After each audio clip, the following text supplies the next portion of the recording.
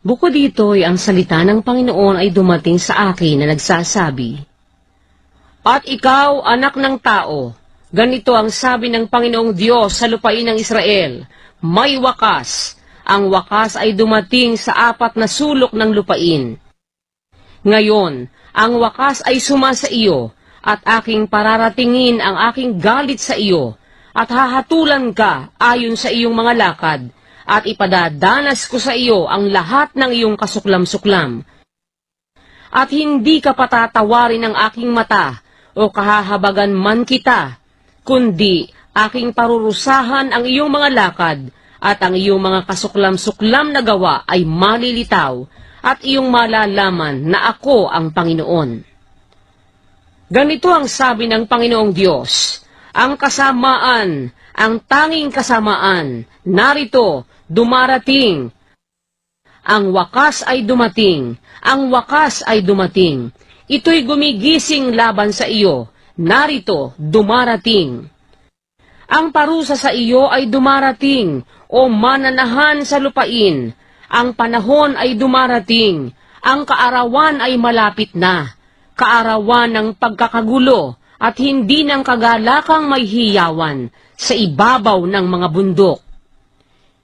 Bigla ko ngang ibubugso sa iyo ang aking kapusukan at aking gaganapin ang aking galit laban sa iyo at hahatulan kita ayon sa iyong mga lakad at ipadadanas ko sa iyo ang lahat ng iyong kasuklam-suklam. At ang aking mata ay hindi magpapatawad o mahahabag man ako. Padadatnin ko sa iyo ang ayon sa iyong mga lakad, at ang iyong mga kasuklam-suklam ay dadanasin mo. At inyong malalaman na ako ang Panginoon na nananakit. Narito ang kaarawan, narito dumarating. Ang hatol sa iyo ay ipinasya, ang tungkod ay namulaklak, ang kapalaluan ay namuko. Pangdadahas ay bumangon na naging pamalo ng kasamaan, walang malalabi sa kanila, o sa kanilang karamihan man, o sa kanilang kayamanan man, at hindi magkakaroon ng kahit karangalan sa kanila. Ang panahon ay dumarating, ang kaarawan ay nalalapit. Huwag magalak ang mamimili o tumangis man ang manininda, sapagkat ang puot ay nasa lahat ng karamihan yaon. Sapagkat hindi na pagbabalikan ng manininda ang ipinagbili, bagaman sila'y buhay pa, sapagkat ang pangitain ay tungkol sa buong karamihan yaon, walang babalik, at sino man ay hindi magpapakalakas pa sa kasamaan ng kaniyang buhay. Nagsihihip sila ng pakakak at nagsihanda, ngunit walang naparoon sa pagbabaka, sapagkat ang aking puot ay nasa buong karamihan yaon. Ang tabak ay nasa labas, at ang salot, at ang kagutom ay nasa loob. Siyang nasa parang ay mamamatay sa tabak, at siyang nasa bayan, kagutom at salot ay lalamon sa kaniya. Ngunit silang nagsisitanan sa mga yaon ay tatanan, at mga papas sa mga bundok na parang mga kalapati sa mga libis. Silang lahat ay nagsisitangis, bawat isa'y dahil sa kaniyang kasamaan. Lahat ng kamay ay manghihina, at lahat ng tuhod ay manglalata na gaya ng tubig. Sila'y magbibigkis din naman ng kayong magaspang, at pangingilabot ay sa kanila, at kahihiyan ay sa lahat ng mukha, at pagkakalbo sa lahat nilang ulo. Kanilang ihahagis ang kanilang pilak sa mga lansangan, at ang kanilang ginto ay magiging parang isang maruming bagay. Ang kanilang pilak at ang kanilang ginto ay hindi makapagliligtas sa kanila sa kaarawan ng puot ng Panginoon. Hindi nila maaaliw ang kanilang mga kaluluwa o mabubusog man ang kanilang mga tiyan, sapagkat naging katitisuran ng kanilang kasamaan.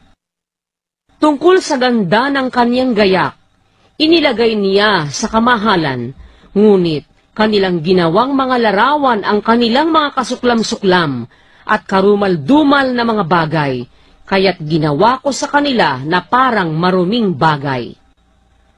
At aking ibibigay sa mga kamay ng mga tagaibang lupa na pinakahuli, at sa mga masama sa lupa na pinakasamsam, at kanilang lalapastanganin.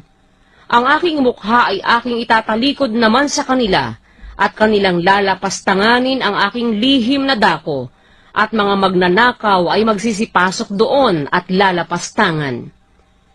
Gumawa ka ng tanikala, sapagkat ang lupain ay puno ng mga sala sa pagbububo ng dugo, at ang bayan ay puno ng pangdadahas.